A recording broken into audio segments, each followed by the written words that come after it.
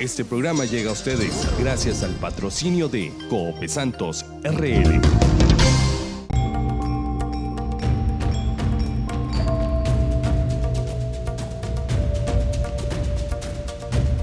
Canal Altavisión no se hace responsable del contenido de este programa.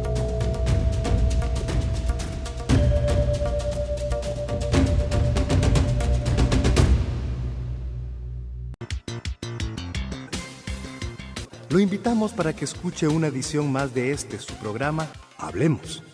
Espacio en el que se analizan temas del acontecer político, económico y cultural de la región.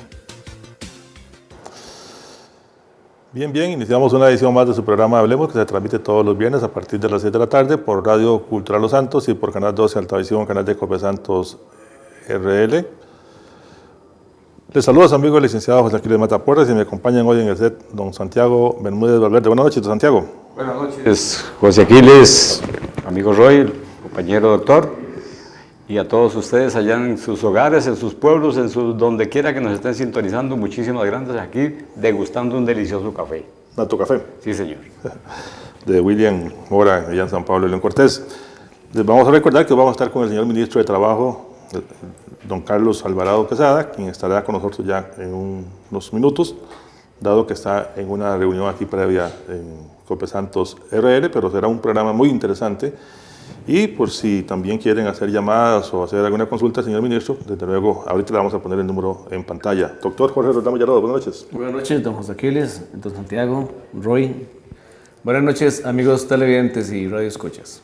¿Todo bien, doctor? Muy bien, por dicha. ¿Cómo le está yendo en Giros? Bien, están saliendo. Ya es una estrella, ya es uno más del... No, un invitado. La familia Giros. Un invitado más. Entonces, mientras no nos inviten a Santiago... Pues aquí les valga un comentario, ¿verdad?, con relación al programa anterior, ¿verdad?, que, bueno, he escuchado múltiples comentarios, ¿verdad?, muy positivo el tema. Creo que sí, hay queja de que obviamente no se abarcó varios puntos que la audiencia nos dispense y que se está tomando nota porque se va a continuar, y ojalá que esto sea un abrebocas para abarcar el tema de la caja más íntegramente. Ojalá que en la próxima invitación el doctor Brenes nos haga el honor de acompañarnos por acá, porque de ese es otro tema que en la comunidad se escucha frecuentemente comentarios. Muy bien, don Santiago, don Roy Naranjo Abarca, contador privado y administrador de empresas, también nuestro colaborador del programa Hablemos. Buenas noches, don Roy. Buenas noches, compañeros, doctor, don Santiago, José Aquiles. Qué dicha estar otro viernes más compartiendo pues, con ustedes y con el público televidente y el oyente, por supuesto, y a sacarle provecho hoy al ministro de Trabajo, ¿verdad? Don Roy, le pusieron unas bonitas flores atrás hoy, ¿eh? Sí, estoy ahí con un adornito de fondo. No es una admiradora, ¿no? No. Bueno. Pero ¿qué importa? Ojalá. Bien, como es nuestra costumbre, vamos a ir a la nota médica con el doctor Jorge Roldán Villalobos, quien le recordamos tiene su consultorio privado en Santa María de Dota y nos va a ilustrar con un interesante tema a nombre de Cope Santos RL, doctor. Bien, el día de hoy preparamos el tema de bursitis, una afectación muy común a nivel de hombro que se da en personas que tienden a hacer algún tipo de deporte o algún tipo de trabajo levantando mucho el brazo, tenis, natación, personas que trabajan en pintura, tienden a presentar inflamaciones de la bursa a nivel del hombro. Primero vamos a ver anatómicamente qué es una bursa. En esta imagen que tenemos, que es un esqueleto bastante completo, podemos observar en el hombro, si ampliamos aquí la imagen y acercamos el hombro, vamos a observar que la estructura del hombro está formada por muchos diferentes tejidos. Nosotros tenemos acá a nivel de hombro, sobre todo el hombro, que es la articulación con más movimiento que tiene el organismo. Es una articulación que llamamos articulación universal porque tiene un movimiento bastante amplio. Vamos a observar que en el hombro tenemos músculos, tenemos huesos, tenemos ligamentos, tenemos tendones y tenemos bursas. En este caso, la bursa es un tejido que tiene un contenido líquido que evita el roce de algunas estructuras en el momento del movimiento. Por ejemplo, aquí tenemos el ligamento coracoacromial. El ligamento coracoacromial pasa desde la clavícula hasta el hueso, el omóplato o escápula, y por debajo de él van a haber otras estructuras, otros movimientos. Entonces, cada vez que el hombro se mueve, este ligamento, si no tuviera este cojinete o esta bursa, estaría presentando fricción que sería dolorosa. Entonces, ¿qué es una bursitis? Una bursitis es una inflamación precisamente en este sector, en esta estructura llamada la bursa. Estas inflamaciones, como ya dijimos, son agudas, pueden ser crónicas, y es importante acudir al médico cuando se presentan, porque en algunos casos muy extremos, se debe recurrir a la extirpación quirúrgica de la bursa. Se pueden dar tratamientos orales con medicamentos, ya sean en tabletas, también se pueden utilizar medicamentos inyectables, o recurrir, en caso necesario, a la infiltración del hombro con corticosteroides dirigidos específicamente al sitio en donde está la inflamación, para evitar la fricción entre todas estas estructuras del famoso manguito rotador. Esto es una ilustración de la famosa bursitis. Yo he visto, doctor, que hay personas que tienen un trasplante del hombro, ¿no? Un reemplazo. En este caso hablamos de un reemplazo, hay fracturas, etcétera, que ocupan colocar prótesis a nivel de rodilla, de cadera, poco frecuente, pero también en hombro. Pueden haber rupturas de ligamentos, pueden haber rupturas de tendones que requieren tratamientos quirúrgicos. ¿Y un fisioterapeuta puede también tratar este tipo de patologías? Don Aquel, es una excelente pregunta. El fisioterapeuta tiene un papel importantísimo en la resolución de un cuadro de hombro doloroso. O sea, síndrome de hombro doloroso se puede deber a una inflamación de la bursa, a una tendinitis, a una ruptura parcial o completa de un músculo, etc. Siempre como parte del tratamiento integral se va a ocupar la participación de un fisioterapeuta. Doctor, su número telefónico es 2541-2111. En Santa María de Ota. ¿No es lo que le pasó a José Flores? No, eso no es. No, José Flores fue que tuvo le hicieron una trampa. Después yo les cuento qué fue lo que pasó. Ok. Tuvo una caída, pero no fue accidental, sino fue forzosa. Fue dolosa. Don Roy, la nota de la semana, don Roy. Gracias, don José. Recordarle a nuestros televidentes que la nota de la semana es presentada por Restaurante Tachitos en San Marcos de Tarrazú. Y como mencionaba don Santiago, degustando de Natu Café, de don William Mora en San Pablo León Cortés, y por supuesto invitarlos al restaurante y cafetería Lecos, a la fiesta de gallos que tienen todos los días por ahí. Bien, vamos a conversar de un tema que creo que a todos nos ha afectado cuando intentamos estacionar el vehículo en el centro de San Marcos de Tarrazú. Y es que la mayoría de los establecimientos comerciales que están en las cuadras principales de San Marcos no tienen parqueos para clientes y tampoco cuentan con zonas de carga y descarga, el asunto de los proveedores. Eso provoca que ciertos días pues, que se carga de camiones repartidores de todas las casas comerciales que nos visitan, sea prácticamente imposible estacionarse en el centro de San Marcos. Centro, estoy, ¿verdad?, ampliando a todas las cuadras que representan el área central del cantón.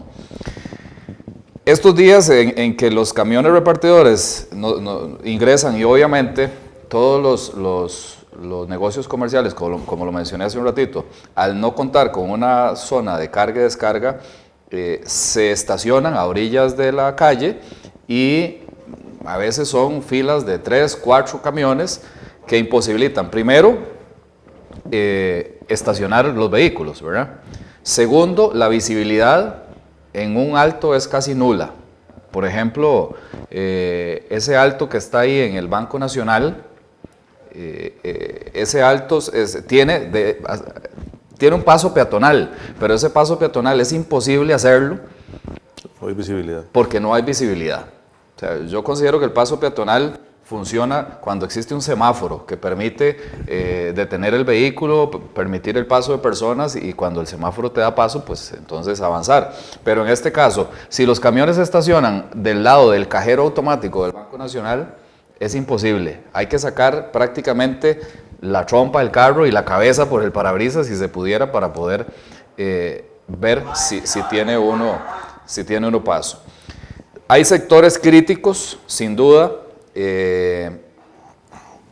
Esos 100 metros que tienen, donde está Palí, la gasolinera, la ferretería, esos 100 metros son muy críticos, se cargan muchísimo de vehículos, y eso, o sea, considerando que Palí tiene parqueo y tiene zona de carga, pero aún así el ingreso y salida de vehículos a la gasolinera y el ingreso y salida de vehículos de la ferretería complica muchísimo esos 100 metros. Hay otro sector que es el de donde está ubicada La Troja, el supermercado La Troja. Ese sector hacia de La Troja, los bomberos, la bodega, también se complica muchísimo. Ahí se estacionan montones de camiones que podría inclusive para los bomberos en algún momento generar algún problema para poder desplazar la unidad.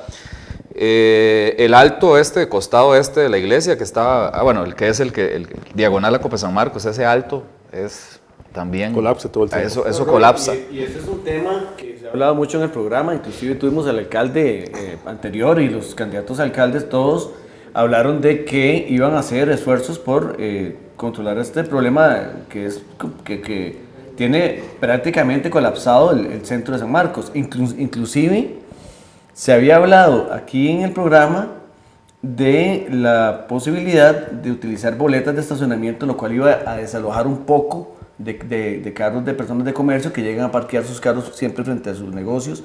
Y también se habló de que es un tema de planificación municipal. O sea, por eso es que San Marcos de Tarazú está ocupando un plan estratégico para el crecimiento. Vamos a hacer lo siguiente, porque esto es un tema que realmente merece todo un programa, realmente, y es una problemática seria del cantón. Ya está aquí el señor ministro de Trabajo. Entonces vamos a ir a una pausa. Muchas gracias por la nota, que es muy interesante, y es una problemática que no solo aquí, sino que también en todo el país. Y aquí ya no es la excepción, porque hay una cantidad de vehículos. Vamos a la pausa y ya regresamos para continuar directamente ya con el señor ministro de Trabajo, don Carlos Alvarado Quesada. Este programa llega a ustedes gracias al patrocinio de Cope Santos RL.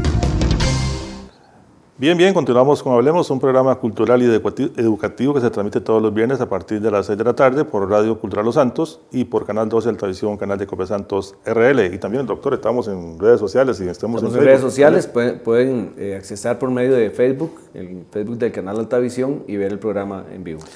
Vamos a tener ahí un número telefónico en la pantalla, solo que tratamos de que aquí en cabina, si tienen alguna consulta para el señor ministro, la puedan tomar y nosotros se la daremos al señor ministro.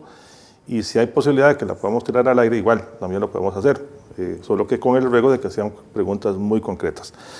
Bien, don Carlos Alvarado, muchas gracias, señor ministro de Trabajo, y es miembro, no, es presidente ejecutivo de Limas, perdón. Fui presidente. Es presidente, sí. Presidente ejecutivo de Era Limas. con cargo de ministro. Con cargo de ministro de Desarrollo Humano. ¿Qué tal la zona, don? Buenas noches, ¿qué todo? Buenas noches, y la verdad un placer compartir con ustedes, con quienes nos ven en la zona. Es una oportunidad muy bonita de poder directamente hablar con las personas de la comunidad. Y sí, en efecto, hoy estuvimos haciendo un recorrido, una sesión de trabajo. Primero estuvimos en la oficina del ministerio, en la parte de la inspección laboral, viendo un poco los retos que se tienen en la zona con el tema de inspección laboral y cómo fortalecer y cómo garantizar los derechos de las y los trabajadores. Y tuvimos esa sesión. Luego, ahora en horas de la tarde, estuvimos acá en Cope Santos, reunidos con representantes de Cope Santos, de Cope Tarrazú, de Copedota y de distintas organizaciones productivas de la zona. Una cosa que hicimos fue firmar una línea de crédito de Pronamipe, que es un programa del Ministerio de Trabajo, para Cope Tarrazú. Estamos hablando de 600 millones de colones con los cuales en esta modalidad, que es una modalidad, hay que decir, pionera, es la primera vez que se hace esto, porque Cope Tarrazú estaría dando esos créditos a sus asociados, especialmente a los más pequeños, con la idea de ayudar, con plazos más favorables. Tipo banca de desarrollo. Tipo banca de desarrollo, lo que pasa es que en el caso de Pronamipe es todavía, digamos, es de primera base, es para la gente que más necesita. Primera base. E incluso, en este caso, lo innovador también es que Cope Tarrazú estaría asumiendo, respondiendo ante el programa, ante Pronamipe, cuando, por ejemplo, haya algún atraso de alguno de estos productores. Entonces nos satisface mucho esa línea del programa Pronamipe que se ha firmado hoy. ¿Y el Baquiano qué anda? ¿Cómo le va con el señor viceministro? Muy bien, es uno de los grandes compañeros del equipo de trabajo del Ministerio de Trabajo, el viceministro Alfredo Hasbun, que sé que es también un invitado, ha sido invitado en este programa y que también me llamó la atención sobre la importancia de participar acá. Y ha estado ahí participando y acompañándonos en esta visita, lo cual pues coronamos con esta presencia en el programa para estar a disposición de la ciudadanía de la zona de Los Santos. Ya, realmente hay muchos temas, don Carlos, hay muchos temas. El país pareciera que tiene momentos difíciles. El trabajo infantil es uno de esos que está en boga. Creo que ayer salió algo en los medios de comunicación o antier. El desempleo es un tema complicado también. El tema de los salarios. Pero me gustaría tal vez que hagamos un pequeño enfoque sobre el tema del trabajo infantil. Costa Rica tiene un índice bastante alto, igual que Centroamérica. ¿Hay posibilidad de que esto se resuelva o no hay posibilidad o va a incrementar la problemática? Bueno, hay que ponerlo en contexto. Costa Rica en América Latina es, junto a Uruguay y Panamá, los países de menor índice de trabajo infantil que tenemos. De hecho, este año acaba de concluir el proceso de la encuesta nacional de hogares, la cual se publicará sus resultados en octubre, y el Ministerio de Trabajo financió un módulo específico de trabajo infantil. ¿Por qué? Porque en Costa Rica el trabajo infantil se ha logrado bajar a un punto de que para seguir bajándolo se necesitan ya ubicación muy específica. No es como en otros países, pues, sino identificarlo por zona geográfica, por actividad, mucho más detallado para tomar las acciones para remediarlo. Es decir, comparativamente estamos bien, pero no hay que bajar la guardia.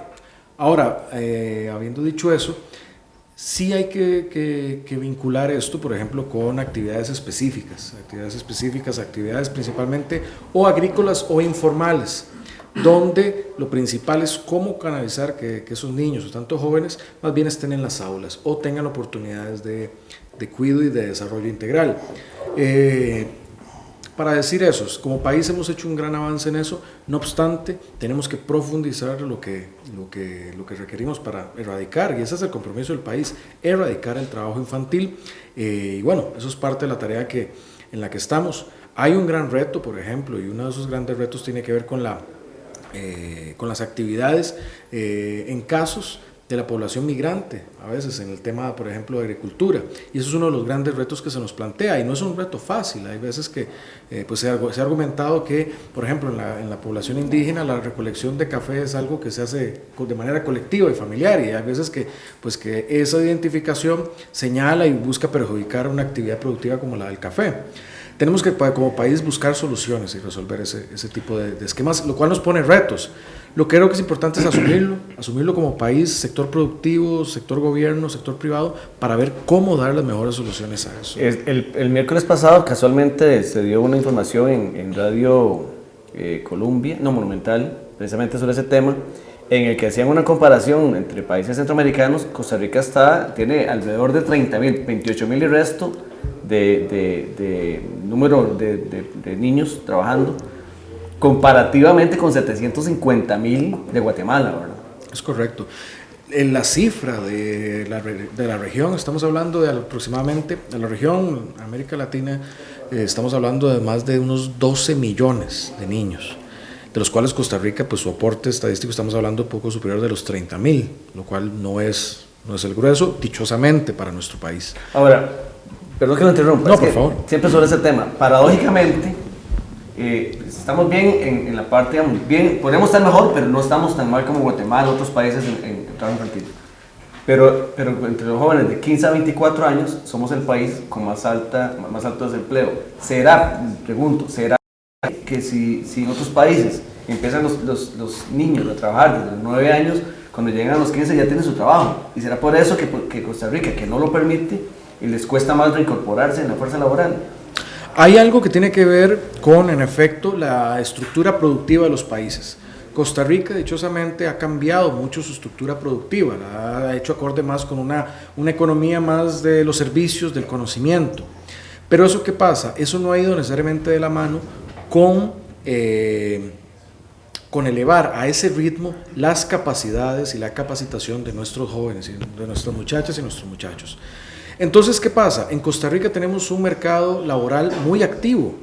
No obstante, no todos, vamos a ver, son puestos no necesariamente de baja calificación, son puestos que hoy en día están demandando algún grado, bachiller de colegio, saber usar computadora, un segundo idioma, por ejemplo, y muchos de nuestros jóvenes, al no terminar la secundaria, no tienen esas destrezas. Entonces, el gran reto que como país tenemos es, hay un desencuentro entre lo que el mercado está demandando y la capacitación de muchos de nuestros jóvenes. Ahí es donde como gobierno estamos trabajando, por ejemplo, con el programa del MEP de Yo Me Apunto, con el programa Puente al Desarrollo, con el programa Empléate, buscando encadenar a estos jóvenes con modalidades superiores de capacitación y de ahí al mercado laboral. Hay que señalar una cosa que es muy importante también. En Costa Rica, el desempleo está concentrado en una quinta parte de la población. Es decir, si vemos a toda la población, cuando estamos hablando de la quinta parte más rica, el desempleo es prácticamente cero. La que le sigue, el desempleo es 3%. La que le sigue en medio, estamos hablando de un 6%, menos del promedio nacional. La cuarta parte, el segundo quintil de la población, es el que está, digamos, un poco abajo incluso del promedio.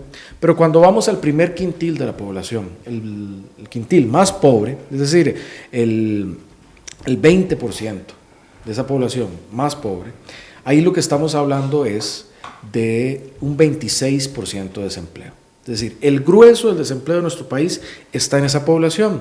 ¿Y cuál es el perfil de esa población? Son personas que apenas tienen sexto grado, son hogares más grandes, que tienen más niños, generalmente jefeados solo por un jefe de hogar, y mayoritariamente mujeres. Ahí es donde está ese grueso del desempleo. Y a estas personas son las que necesitamos encadenar a la modalidad de desarrollo. Y ese porcentaje, o sea, el pobre es el que le cuesta más conseguir empleo, pero casualmente, o sea, irónicamente, es el que más empleo informal está utilizando en este país. Es correcto. Ahí Costa Rica está en el orden depende de la medición, del 37% o el 42% de informalidad. Eso quiere decir que básicamente 4 de 10 trabajadores están en el sector informal, es decir, no están en la caja asegurados, no tienen sus vacaciones, no tienen el salario mínimo necesariamente asegurado, que igual es un número preocupante, 4 de 10. Comparado con América Latina, es un número bajo, comparado con América Latina, ojo. Hay países con una informalidad del 80%, que el sector formal solo es el 20%. Dichosamente Costa Rica, ese sector formal es el que sostiene conquistas como la Caja del Seguro Social. Pero es algo que hay que cambiar y hay que mejorar. ¿Cómo reducir esa informalidad? Es un gran reto que tenemos como país, cómo mejorar el trabajo decente, que sean personas que se aseguren, que estén en la caja, que tengan sus vacaciones, su salario mínimo. Y eso es un gran reto que hay que llevar de la mano muchas cosas. De la educación, por ejemplo. A mejor educación generamos mejores empleos, empleos de mayor respeto a los derechos, de mayor ingreso. La educación sigue siendo un reto. Si hay un mensaje importante es necesitamos que nuestros jóvenes, nuestras muchachas y nuestros muchachos terminen la secundaria y que no se salgan. Eso es algo fundamental en Costa Rica. Eso está en el meollo del desarrollo de nuestro país. Pero también para eso se necesita seguridad social, que sean jóvenes, familias sanas. Necesitamos a veces apoyo económico. Muchas veces los jóvenes dejan las aulas, 1, porque necesitan contribuir económicamente a su hogar, a veces 2, porque lo que ven en el colegio no es interesante o no tienen la infraestructura. Dichosamente sé, por ejemplo, que recientemente en León Cortés se ha inaugurado una nueva infraestructura en la materia de eso. Pero esos son los retos y esas son las cosas que vemos como positivas para sacar adelante el país. Bien, me dicen que tenemos que ir a una nueva pausa, ya regresamos con más de Hablemos y hoy conversando con el señor ministro de Trabajo, don Carlos Alvarado Quesada, sobre temas de la economía social de Costa Rica, desempleo y otras cosas más. Ya regresamos. Este programa llega a ustedes gracias al patrocinio de Cope Santos RL. Bien, continuamos en Hablemos, un programa cultural y educativo que se transmite todos los viernes a partir de las 6 de la tarde por Radio Cultural Los Santos y por Canal 12 Altavisión, canal de Cope Santos RL. Va a estar el número telefónico en la pantalla por si alguien quiere hacer alguna consulta al señor ministro de Trabajo. Don Roy, la nota tributaria. Gracias, don José. Recordarle a nuestros televidentes y radioescuchas que el programa es patrocinado por Restaurante Tachito y Hotel Arboleda en San Marcos de Tarrazú y por supuesto el Restaurante Cafetería Lecos en San Pablo León Cortés, quien nos atiende todos los viernes acá en el set con delicioso café, Natu Café. Antes, un saludito a Cristian Solís en Santa María de Dota, don Francisco Naranjo Retana en San Marcos de Tarrazú, que nos reportaron su audiencia. En relación, rápidamente compañeros, en relación al tema de la semana pasada del Camino de San Cayetano, recibimos una respuesta del señor Carlos Luis Abarca Cruz, que nos mencionó que la Junta Vial Cantonal de Tarrazú ya aprobó para el presupuesto 2016 una partida para el recarpeteo de este camino. Entonces, importante mencionarlo así rápidamente. Y en cuanto a la nota tributaria, vamos a seguir hablando durante estos programas de hoy y los venideros de los gastos deducibles. Es una lista bastante larga de los gastos deducibles de impuestos sobre la renta, los establecidos justamente en la ley de impuestos sobre la renta, valga la redundancia. El inciso B del artículo 8 que menciona algunos gastos que son deducibles, entre ellos sueldos, sobresueldos, salarios, bonificaciones, gratificaciones, regalías, aguinaldos, obsequios o cualquier remuneración por servicios personales efectivamente prestados. Menciono el artículo B porque a raíz de la aprobación de la ley 7600, el artículo 75 de esta ley le da cabida a una ampliación del artículo B del inciso B del artículo 8 de gastos deducibles que menciona, voy a permitirme leerlo tal y como está escrito, además podrá deducirse una cantidad igual a la que se pague por los conceptos mencionados en los párrafos anteriores, hablo de los salarios y los sobresueldos, los sueldos y sobresueldos, de este artículo a las personas con discapacidad, a quienes se le dificulte tener un puesto competitivo de acuerdo a los requisitos, las condiciones y normas que fija esta ley. ¿Qué quiere decir? Que la persona contribuyente podría entonces deducir como gasto una cantidad igual a la que ya dedujo como sueldo a efecto de acondicionar rampas y todo esto que tiene que ver con la ley 7600. Que era la ley de minusvalía. Exactamente. Don Roy, ¿tiene una consulta usted? Sí, voy a permitirme leer una consulta que le hacen al señor ministro. Dice, en relación con el decreto 39.225 del 21 de octubre del 2015, denominado Aplicación del teletrabajo en las instituciones públicas, de acuerdo al decreto, cada institución deberá de conformar una comisión institucional de teletrabajo, la cual trabajará en coordinación con la instancia designada por el Ministerio de Trabajo, justamente. En este caso, denominado el equipo de coordinación. Sin embargo, queda la siguiente duda. En el caso mío, dice, soy administrativa del MEP en programas de equidad, específicamente en el Departamento de Transporte Estudiantil. Trabajo en el cual, por mis funciones y condiciones en el hogar, puedo incorporarme voluntariamente a la modalidad de teletrabajo. Sin embargo, en el MEP me indican que la comisión se está aún conformando. La pregunta sería, ¿existe algún plazo para que las instituciones conformen dicha comisión? Y una vez conformada esta, ¿cuál sería el plazo para la aceptación o rechazo de la incorporación a la modalidad? Esa es la pregunta que nos envían para el señor ministro.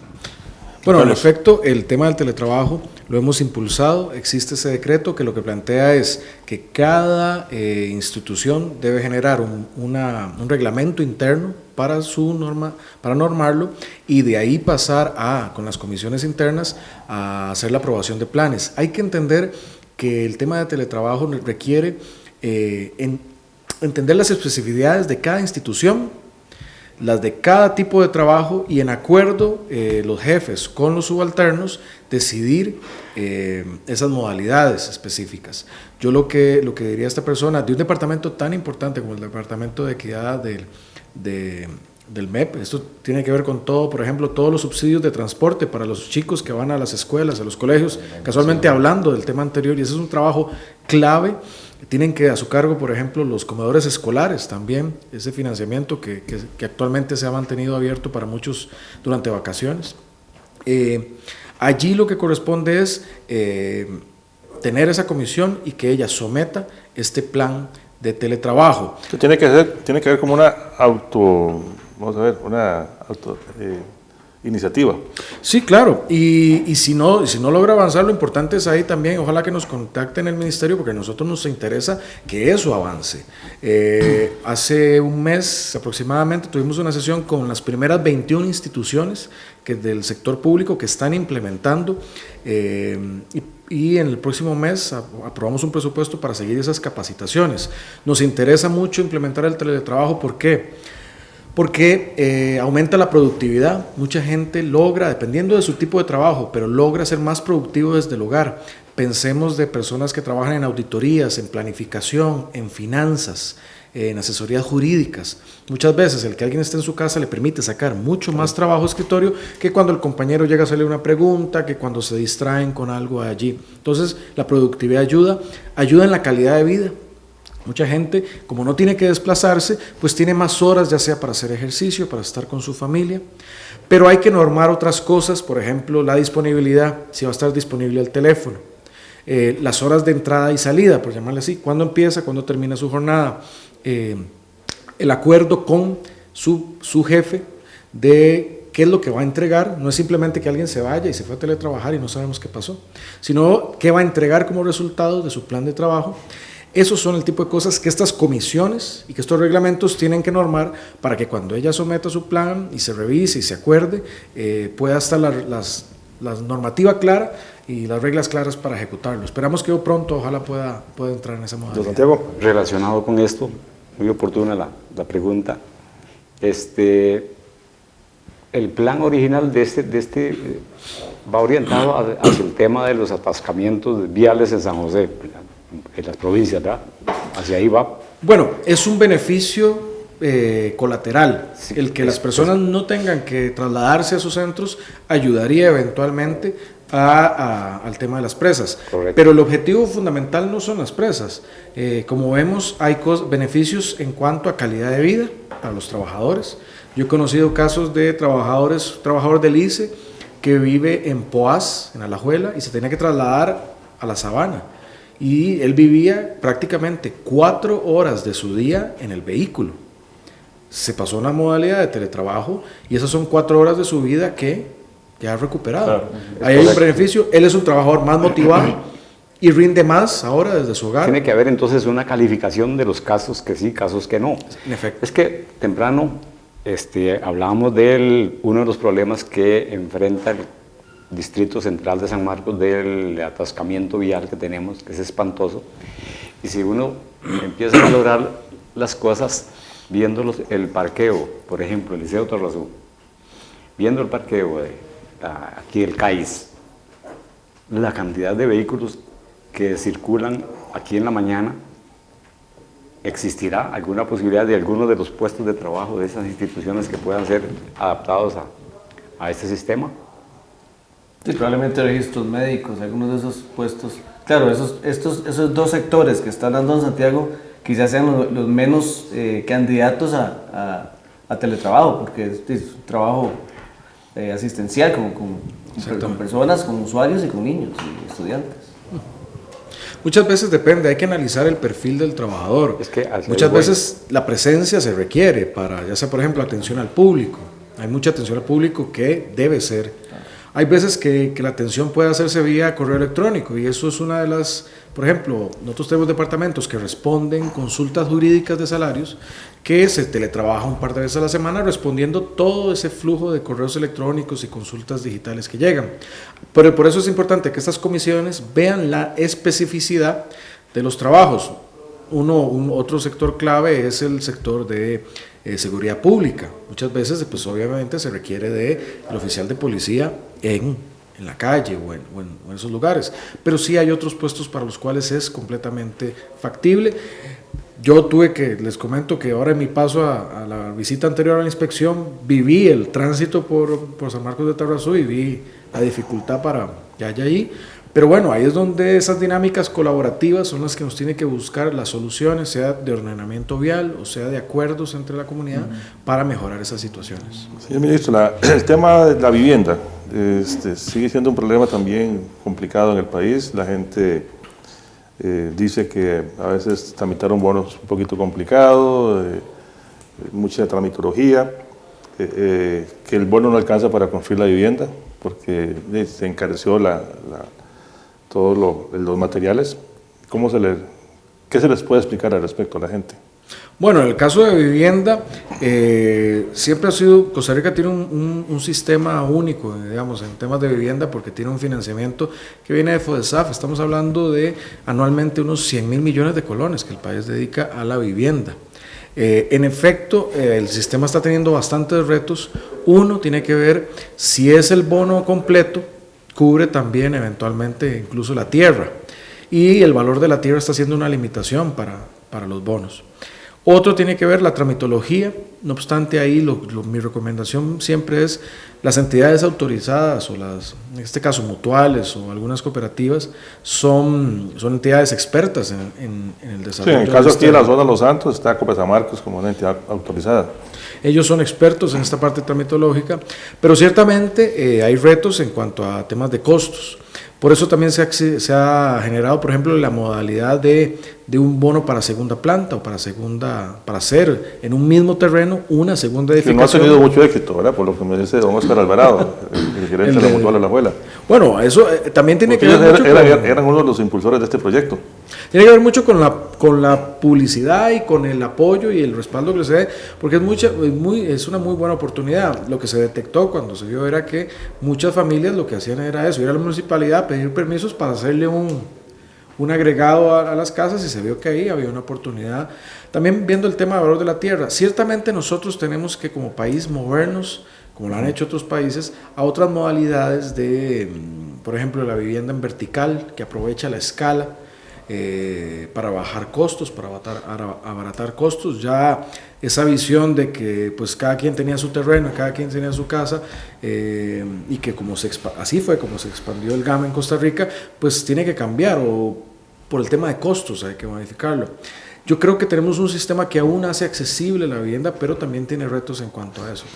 Aquí tenemos un pequeño problemita, señor ministro, don Carlos, es que hay varias consultas que me están diciendo ahorita, incluyendo la del alcalde de Dota y otras más. La idea es que, bueno, vamos a ir a una pausa muy rápida, muy rápida, para que podamos coordinar aquí el tema de las consultas y darle cabida a las mismas, y ya regresamos. Me parece muy bien. Vamos a la pausa y regresamos muy rápido. Este programa llega a ustedes gracias al patrocinio de Coopesantos RL. Bien, continuamos en Hablemos, un programa cultural y educativo que se transmite todos los viernes a partir de las 7 de la tarde por Radio Cultural Los Santos y por Canal 12 de Televisión, canal de Coopesantos RL. Siempre con el tema aquí del tiempo corriendo. Hay un par de consultas. ¿Usted las tiene, don Roy? Bueno, las estamos aquí tratando de procesar. Una es del señor alcalde de Santa María de Dota. Ya más o menos ¿cómo se llama? Don Eduardo Chacón Porras. ¿Lo tiene la pregunta? Sí, correcto. A ver. Bien, las preguntas que hace el señor alcalde, la primera dice revisar para el tema de Pronamipe en relación a las tasas de interés con que se girarían estos recursos. Y la otra tiene que ver con la empleabilidad de menores y la relación laboral que generaría o que provocaría la contratación de menores. ¿Y la otra de una vez? Estas son las dos que tengo. Ok. Sí. Estamos hablando del periodo de cosecha de café. Sí. Correcto, sí, correcto. Señor ministro. Bueno, en el caso de las tasas de interés, es un buen ejemplo y aprovecho para mandarle un abrazo de oso al señor alcalde. Qué peligroso es abrazar a ese muchacho. Difícil. Respetuoso. Pero en el tema de las tasas de interés, antes hablaba de esta línea de Pronamipe con Copetarrazú. Eso es un ejemplo donde se logra reducir las tasas de interés considerablemente en beneficio en este caso, los pequeños productores, que son principalmente esos agremiados de los que tienen, entiendo que son pocas hectáreas de cultivo y generan números menores de fanegas, pero que igual son actividades que sustentan estas familias. Entonces ahí ya ha habido un avance en tener tasas de interés favorables, y yo recuerdo la conversación que tuve con los alcaldes recientemente de la zona de Los Santos en que tomamos este tema, y yo he hablado para buscar la forma de reducir esas tasas de interés. Hay que ver que mucho depende. Pronamipe presta a una entidad que es la intermediaria, por decir así, que son organizaciones generalmente base que prestan a sus aquí en la zona está con Apacop, Santa Cruz de León Cortés y el Banco Popular, el comienzo de Pronamipe. Entonces ahí es donde tenemos que ver cómo generamos incentivos para que sean créditos mucho más accesibles, pero ya este ejemplo de Copetarrazú es un ejemplo de que vamos en esa dirección. En el tema del trabajo y el café hay un avance importante y que me complace poder mencionarlo acá. Hemos trabajado con la Caja del Seguro Social y con otras instancias para poder diseñar, y junto al ICAFE, una modalidad de seguro colectivo. Esto principalmente porque y es un tema que existe desde el año 99. Se ha señalado que el tema de la población indígena Nove, que viene de la zona, ha habido señalamientos a veces o de la Defensoría de los Habitantes, incluso del Ministerio de Trabajo o de la Caja, en relación al aseguramiento. Pues bien, este año ya hemos llegado a un acuerdo tanto entre ICAFE, la Caja del Seguro Social, el Ministerio de Trabajo, para financiar una modalidad de seguro colectivo. Esto está en sus partes final de diseño, pero ya hay un acercamiento muy importante y muy positivo entre la Caja y ICAFE. Nosotros desde el Ministerio de Trabajo hemos apoyado y esperaremos próximamente que esto sea una realidad. Esto ayudaría a llevar certeza sobre el aseguramiento de estos trabajadores en la zona. Ayudaría positivamente también a la imagen. Hay que ver que la zona tiene una marca país e internacional con su café, y sería un elemento diferenciador. No habría otra zona del mundo de que tengamos registro que hace un aseguramiento de este estilo para proteger a los trabajadores y para darle un valor adicional a su café. Entonces eso es algo importante que vendríamos a agregar a la zona. Ministro, una pregunta. ¿Para cuándo se podría estar pensando que esto ya se concretiza? Digamos, usted dice que esperemos que próximamente. ¿Cuándo puede ser ese próximamente? Mi meta es que lo cumplamos en lo que resta de este año, que lo definamos. También, bueno, yo tengo en la cartera de trabajo 4 meses. Esto es uno de los metas que me he fijado para este año. Otra de las metas que nos fijamos, parecida, ya se cumplió, que es el aseguramiento parcial para trabajadoras domésticas. Es decir, antes había que asegurar a la trabajadora doméstica, aunque trabajara por medio tiempo, había que asegurarla por tiempo completo. Este acuerdo también con la Caja lo que permite es una modalidad diferente de aseguramiento que va a ampliar la cobertura y va a ayudar también a quienes contratan. Sí, eso, la otra vez que estuvo don Alfredo Haldon, habló un poquito de eso, y por alguna razón nos perdimos en la conversación, y uno de nuestros televidentes, don Francisco Blanco, me llamó la atención, me dice, pues, ¿qué pasó con eso? ¿Qué pasó con el tema? No lo concluyeron. Tal vez que lo explicamos rápidamente. Bueno, que ya se trabajó con la Caja, ese tema de trabajo doméstico. La Caja ya tuvo una decisión en la Junta Directiva y estaríamos a empezar, ya hay una decisión país de hacerlo. Estamos fondeando una parte que requiere complementarse. Esperamos que para el otro año, pero ahí ya con una decisión, se empiece a implementar, lo cual es muy positivo. Lo digo eso para dar una evidencia, en efecto, porque hay veces que cuando alguien dice vamos y Pero el tema concreto, ¿cuál es?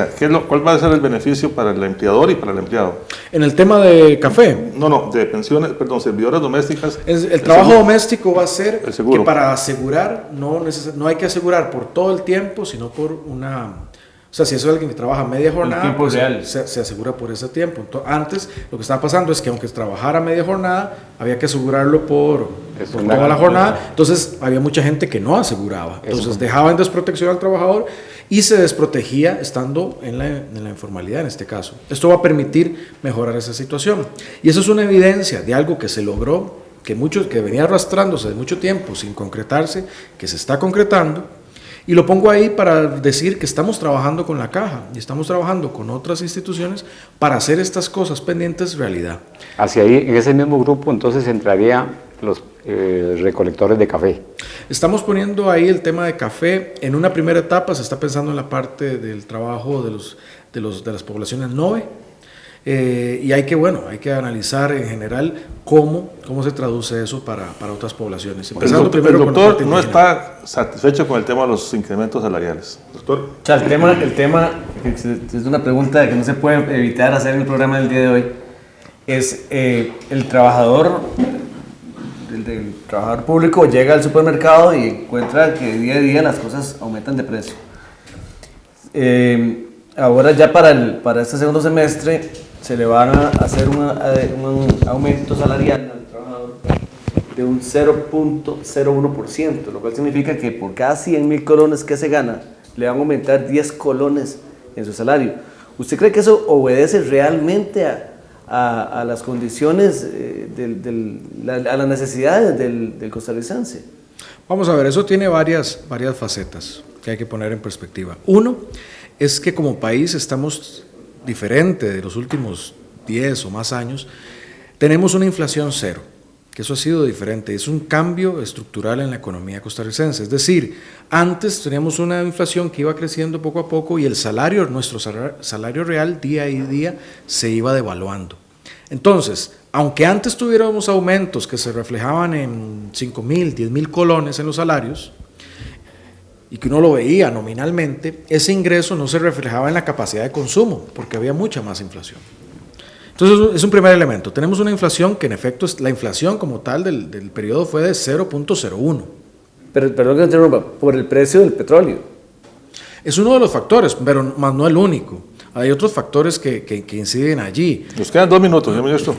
Para decir que entonces ese salario está en línea con una inflación que no está devaluando. No se está devaluando el ingreso real. Estamos hablando de salarios del sector público. Ahora, hay que ver, ese aumento llega a 110.000 trabajadores. El del 0.01 llega a 60.000, los de mayor categoría salarial, los que tienen más ingresos. Para los otros, aproximadamente 40.000 trabajadores, el aumento es del 0.75, lo cual es un aumento real con respecto a la inflación. Es decir, es un aumento nominal real para las categorías más bajas, es decir, aumentamos... Es decir, para el gobierno está bien el incremento.